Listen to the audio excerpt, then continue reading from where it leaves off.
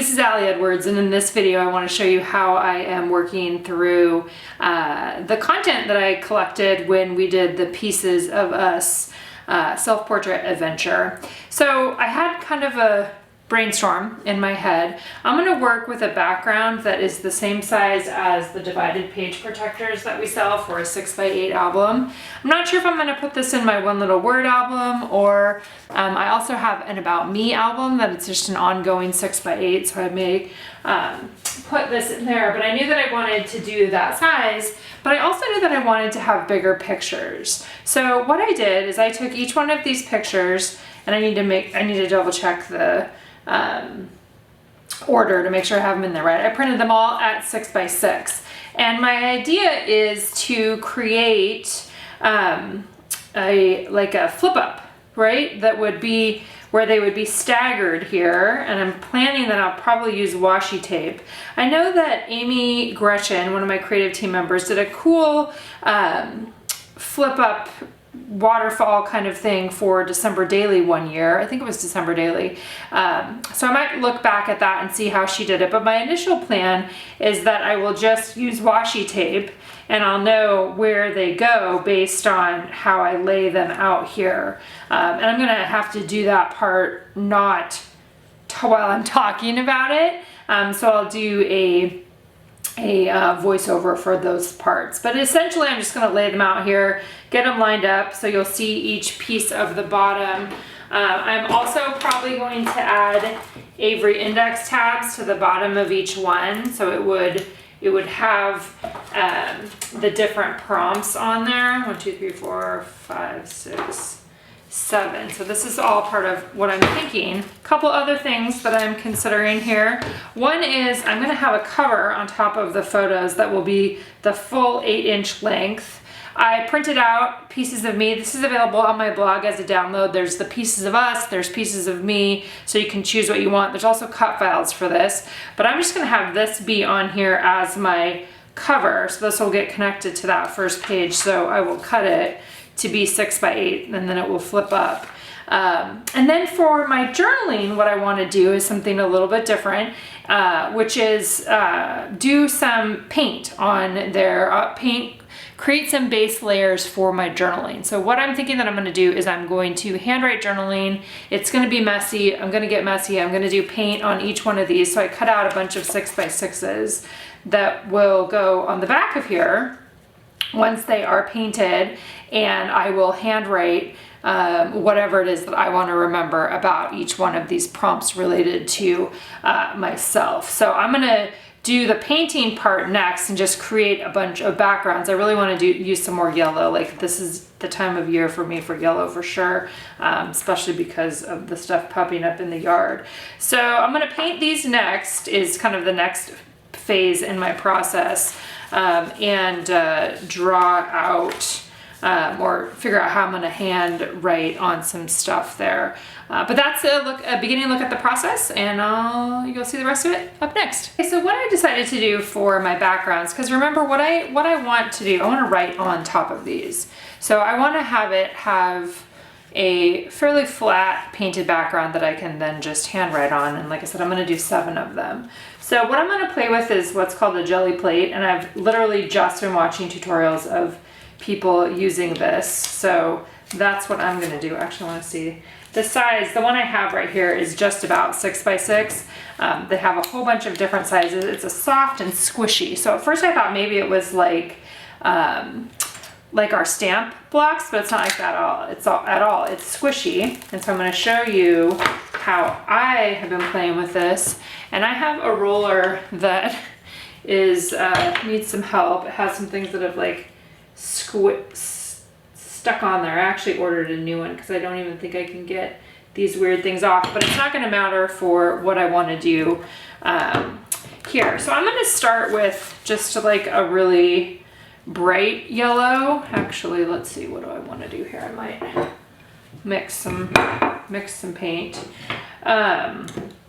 I got a beige too because I kind of like how that works. So this is really fun. You guys are gonna like this. Okay, so I'm taking some paint. Let's do this, but let's add a little bit of gesso to it. So the gesso is like a white paint. A lot of people use it for, let's see if I can talk while I do this at the same time. A lot of people use it for, a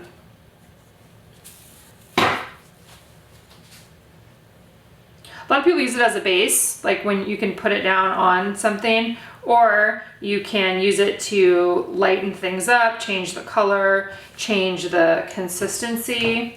I'm gonna put a little bit more of this and a little bit more, because what I wanna do, and you can see that this paint, this is like a liquid, let's see, what is it called? It even says it's a fluid acrylic, which means it's just a lot more fluid and it's a lot lighter. So let's just put this on here. I'm just gonna go with the yellow, and we're gonna be able to make it lighter. You see how it has those weird, like almost looks like a butterfly thing on there? That's because of the thing on the roller. So then you just take your paper and you literally just like press it down on there. And you can do it a few times and you're gonna get different looks. Now remember, I don't actually want it to be this bright, but I'm gonna go with it for right now and kind of take whatever I get off of that. So let's start with those two. You can come back on here and like do different things and you're gonna pick up different parts, but I'm probably gonna do like 2 on each of these. So there'll be the yellow and then there'll also be some of the buff color. So actually I think what I did learn was that with the fluid acrylics you don't really need the gesso, but maybe with a thicker paint like this one, maybe then I do. I don't know. We're just gonna see, because this is all kind of just a experiment.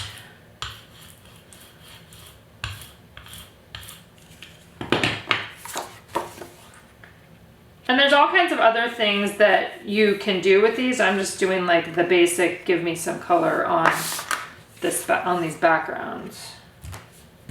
Like you can stamp on there, you can add different colors to the same one. Maybe I'll do that next. So I need 7 of these.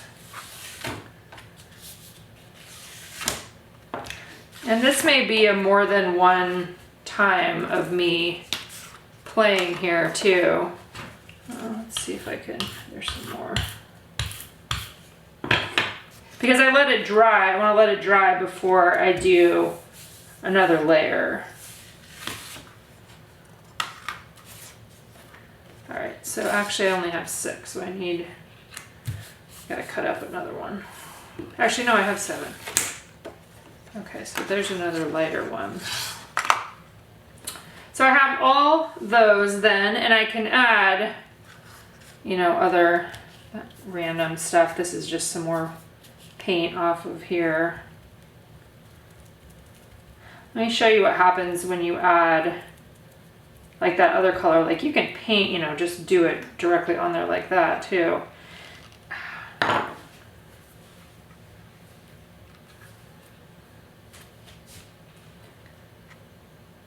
Put some more on there.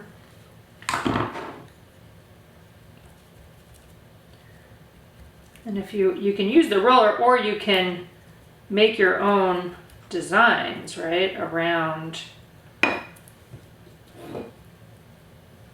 Let's see what that ends up looking like. It might be too thick, but we're gonna try it anyway.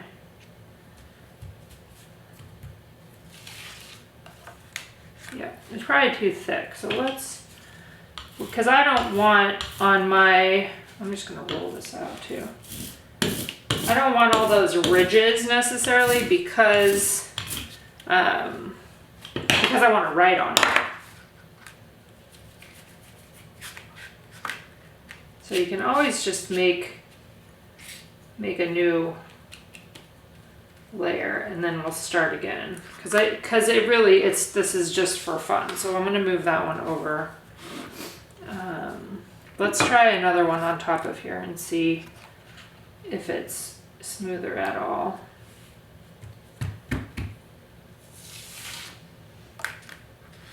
Adds a little bit.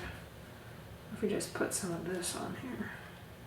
So a lot of what ifs, right? What if I do this? What if I do that? What happens if I go like this and I only put a little bit on there?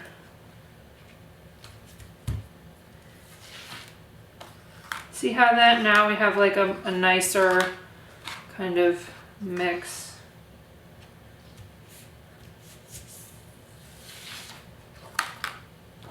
And so the video that I watched was from in the Get Messy art journaling community.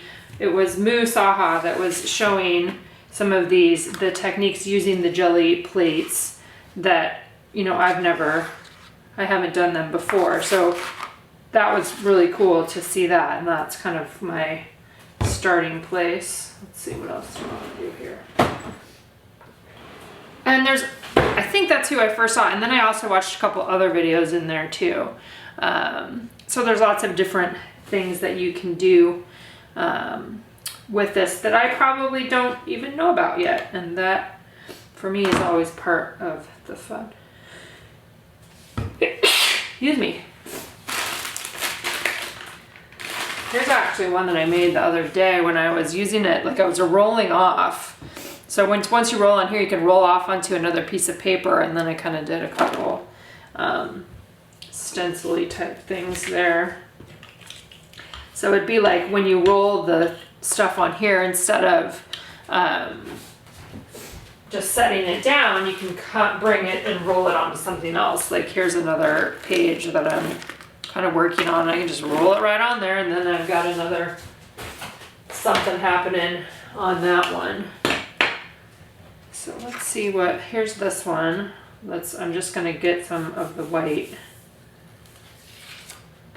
Good, that's even cooler because that's like a perfect background for me to write right on, right? I want the white, I want a little bit of a layer of paint. Let's put it on this one. This one had more of the beige. And I'm not trying to make these look the same either. Really, I'm kind of just making some layers of stuff that has yellow in it too, because that's really kind of what I wanted. All right, let's see what else. I'm just gonna do a little bit more here. Let's do a little bit of this. And that was what I was gonna.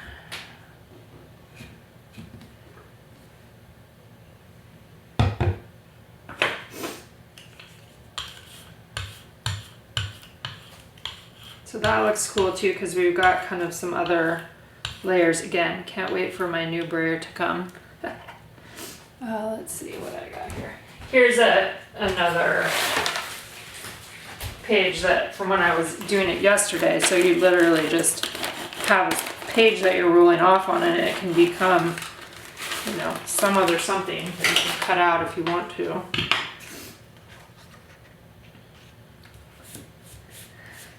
And maybe you decide when you're doing this, you're like, oh, I want some other color in there. I want some other pink. But I think right now I'm just gonna leave these as they are. I think that's probably that one. I want a little bit more white.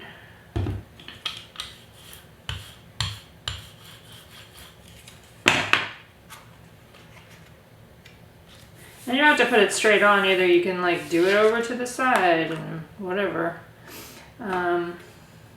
See what happens if we just add a little bit more of that. And you can make it be squishier if you want to.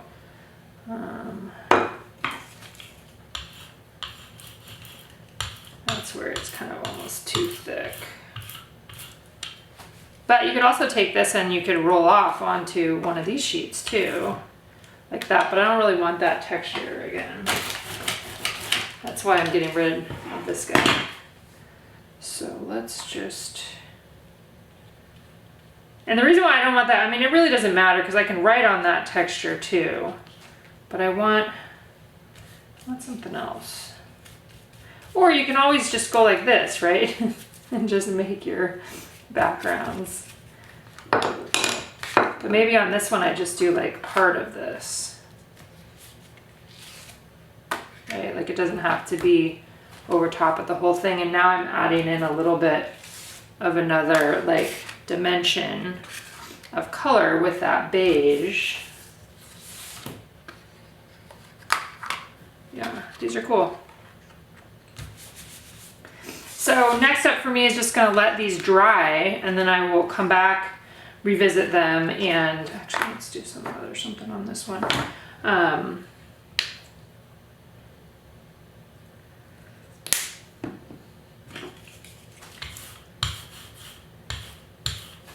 This should look pretty cool, actually.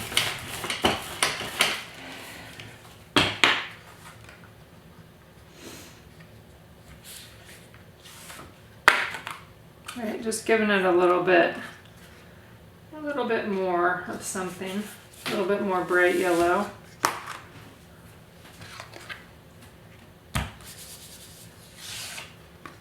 Picking up a little bit of the color. Okay, these are good. Like I said, I'm gonna let these dry, go do some other stuff, and then I'll come back to this and figure out which ones are gonna go with which of my photos. All right, it's the next day, and I just wanted to show you guys how these looked. They're a little bit folding up on the edges, but that's totally fine. So what I'm gonna do now is, I think that I am going to adhere them to the back before I write on them, to the back of the photos. I gotta look around and figure out where I put those now. Oh, here we go. So it will end up being something like this, right? That these are gonna be pretty thick, which is fine. But that you'll flip this up and this will be on the back, and I think I will have the writing on there. I haven't decided yet if the writing will be for the one below. Like if that's the case, then I need to kind of think through, if this one is for hands, or would this one be for feet? Like you're reading feet and then you would read hands when you flip it up. Those are some things that I do need to decide next as we go along. So I'm just gonna keep working on it. All right, so next step in this process was just adhering the painted pages to the back of each one of the photos. And I didn't do a lot of like making sure the edges were perfect and trimming off, because when you're cutting things down to 6x6 by yourself, there's always imperfections with that. And I just pretty much went with it in here. There was a couple times where like that one I trimmed off a little bit. But even in the finished project itself, there are definitely spots where you can see either on the front or the back some of the whatever's on the other side. And I ended up just being fine with that. A couple things I did trim as I went along. But as you can see here, what I'm deciding and what I'm kind of trying to figure out is, how is it all going to end up? Like, is my journaling going to be at the top, or is my journaling going to be underneath? And I decided that I wanted the journaling to be at the top of each one of the cascades. So that means that I will have my last photo, my final photo, was adhered onto the background piece of cardstock that I have there. So then I started the process of creating this cascade, and I decided to do it I'm using washi tape. That to me seemed like the easiest way to approach it. And it took me, for some reason, multiple times to figure out how exactly I was getting this in place. But once I did, then it just started kind of all coming together and making sense. So washi tape was definitely the main thing that I used here. And I used a couple different widths, and you'll see those as we go along. So for the top there, I decided that I would put something else on that front cover, and you'll see that come up later on. But for the rest of these, what I'm doing is I'm kind of laying them out and trying to figure out how much space am I going to have between them. In an ideal world, if I am ideally making this, all of the pages would end up being about the same distance away from each other. That's totally not how my project turned out. And you'll see, like, they don't lay with the perfect same distance between them. And I could have worked a little bit harder on that and like measured everything out and made sure that it fit in the right place. But I was just experimenting mainly as I went along, and I'm fine with the end result as well. So as you can see, what I'm doing is I'm laying them down. I'm leaving a little bit of space between the top part and the bottom part, between the top part and the photo, so that part of the washi tape is being adhered to that background cardstock, right? I think that that's one of the keys, is making sure that your adhesive is going on the back, going onto the back of the cardstock, so that it actually, these pages actually have something that they are sticking to. And I'm sure that there's probably a million different ways you can approach this. Here you can see I ended up and I was like, oh my gosh, this one needs to be way farther away to make this whole thing work. So I pulled out a really wide washi tape that I have. I'm not sure where I got that. A lot of my washi tape I've picked up randomly over the years. I tried to look for it a little bit, but I couldn't find it in a simple search. So you guys might be able to find it if you search a little bit harder, if you wanted a larger washi tape. But you can also see here what I did is I did move things around a little bit as I recognized the fact that there was going to be a lot more space in between some of these, and some of them were going to be a lot closer together. And like I said a couple of minutes ago, in the end, I don't think it really matters, and I think it's fine. But you can spend more time trying to figure that out if you want to. I actually like how it turned out. It just is very hands-on, very messy. A lot of the projects that I've done over the last few years have not been like this. They've been more in the pocket, and they've been more, I'm trying to think of the word I want to use. They've just been more streamlined, and I kind of like having the opportunity to do both. So you're going to see lots of different pieces of me projects from people, which is awesome. I love that people have done it in a variety of different ways, and it's fun to see all the different things. So my title, you can see there, that's what I stitched on. I printed out on photo paper and then stitched it.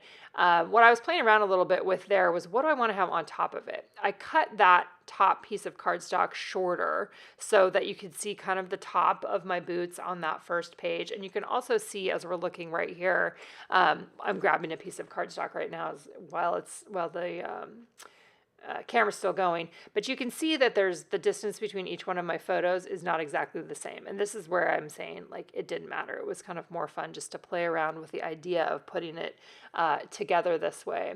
I was looking for this specific piece of pattern paper. It's one of my most favorites. I used it recently in a layout within the last, 3 or 4 months for one of the story kits, but I love it, and it's super fun. I love the pieces. I love the color. It had yellow in it. It just was warm and made me happy. And you can see I'm still going through and like trimming off pieces of washi tape. There was a lot of kind of fussing around with this one, but I was down for it. I was here for it. I was totally into it. That top card ended up being about 4x6, so that's what I'm trimming off there. It's not exactly, but it was close enough, and I just adhered that onto the back of the cardstock. So that is one of the painted pages. Adhered that on there, trimmed off the top part of the edge there, and then adhered the pieces of me circle. Or it's going to happen in a minute here. That's what's going to happen next with this one. I also went to my box of ribbon and trim and found this old yellow rickrack that I had. I've probably had this one for a million years. I don't even know how long I've had it. I put a little bit of adhesive along the bottom, temporarily adhered it on there, and you can just do it with adhesive, but I actually took it over to my sewing machine and did a stitch on top of the rickrack there, just running the paper and the rickrack through the sewing machine, just to give it that little extra bit of texture and kind of fun, and definitely for me feels like harkening back to kind of the old days of scrapbooking and memory keeping and playing with more textures in my projects. So the next thing that I wanted to do is I really wanted to handwrite my journaling, and I wanted it to be big, and I wanted it to be using this black brush pen, which I've linked below if you want to check this out. It's a pen that you can use on lots of different things, and specifically I've used it in art journaling recently, and I wanted to fill up that space with my words. So I pulled out my phone so that I could read back to what I wrote during the Pieces of Us adventure. A lot of what I wrote in my actual posts were things to the community versus me just journaling about myself or writing about myself, because I was kind of, I was encouraging and those sorts of things. So some of what I ended up writing on here is directly from my posts, and other things are just what did I want to say.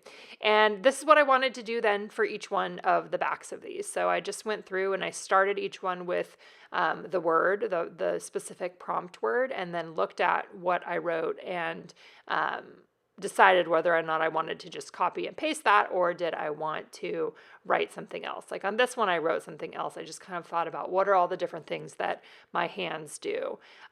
These pens, which are they're a brush pen. They have some specific name. They're a Japanese import.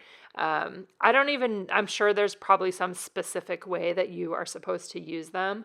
I just played with whatever came out of the pen. You kind of squeeze there's a spot where you squeeze to have more ink come out. But it was really fun, and I really liked playing with that and having that be a big piece of this overall project. Like I like that look. Like I like the messy, hand-drawn look. And it's not something that I have done for a while. So it was kind of fun to add that in. Definitely, I would say, inspired by some of the art journaling stuff that I've been doing and been looking at. I've been looking at a lot of cool images of people doing art journaling and the ways people are using things. And Kaylee Gray was the one that told me that this was the pen she was using. So then I actually already had it in my stash, which was amazing when that happens. So continuing to just write, right? And there's lots of ways that you can do this. You may not be interested in the paint. You may not be interested in the brush pen. Maybe you want to type. So you could type up on 6x6 if you like this idea of the cascading images. Type your journaling. For most of you, that's probably just copying and pasting from whatever you wrote when you shared your images. Copying and pasting and then printing them out and then using washi tape or however you want to create some cascading hexagon. I've seen so many cool projects popping up. I'll be sharing some of them on my blog. I've asked people if I can share some of their things. It's kind of fun to not have a path forward for everyone set up in advance of how you would actually document these images and just in end words and just see what people came up with on their own. There's people that are doing them in pockets. There's people that are doing traditional scrapbooking. There's people that are doing them in mini books. Like there's just such a fun project to see how everyone approaches it in their own way. I am also, one of the things you'll see is I'm putting a piece of just typewriter paper or printer paper in between each one in case they do bleed. I wanted to make sure that the pen dried. These pens do dry on there and they don't wipe off, but I wanted to just give it a little bit more time as I was doing that. I think that this project and the way that I decided to approach this project was just such a good reminder to me that there's so many different ways that these things can be done and the ways that stories can be told, and that sometimes they can be super short and other times they can be super long. And I just really, really loved seeing so many people participating in getting their own story told and including themselves in the process. That's been a really fun thing for me personally to witness during the actual week of the project, and then after as people continue to do it. And I'm continuing to follow the hashtag and see what people are posting on there. It's been really fun.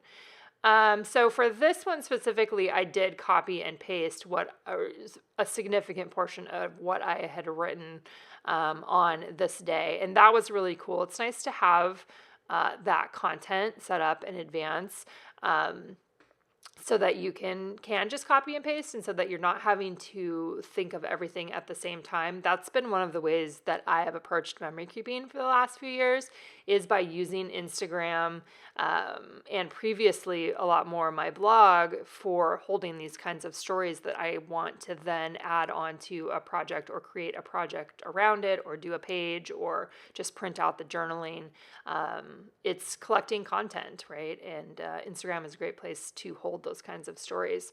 On a couple of these, I also added a second piece of washi tape. I just did on this one. Any of the places where it felt like there wasn't enough of it on either the top or the bottom photo, the journaling page or the photo page, I just added a little more washi tape to make sure that it stays in place there. Let's see, what else can I tell you about this? I think these pens, like I said, the pens are super fun, something, to play with. And with this kind of writing too, it's like bring on the messy writing, right? This isn't about having like perfect handwriting. This is, you can't control this pen, or at least I don't feel like I was able to control the pen completely. And I think that is a really fun and good way for us to practice embracing our own handwriting, is by using a messy pen where you literally can't make it perfect. And through that process of not being able to make it perfect, we start kind of embracing what our own handwriting looks like. And it just kind of gives you the opportunity to play a little bit more without maybe being so negative towards yourself about what your own handwriting looks like. I also always encourage people to think about perspective, the perspective that how much would you love to see someone's handwriting from your past, whether it's a parent or someone that's passed away, or, you know, to be able to have access to something that they hand wrote. I always like to remind people of that, because that usually makes people go, oh yeah, oh my God, I remember. Okay, I should do more of that, or I want to do more of that. I tested each one of those just by pressing down with the typewriter or the printer paper to make sure that they were dry, that the ink was dry, or the paint pen, the brush pen was dry, just to make sure before I pulled those off. You might have heard me mention in the beginning that I was considering adding Avery index tabs to each one of these, but then I decided not to. I just left it.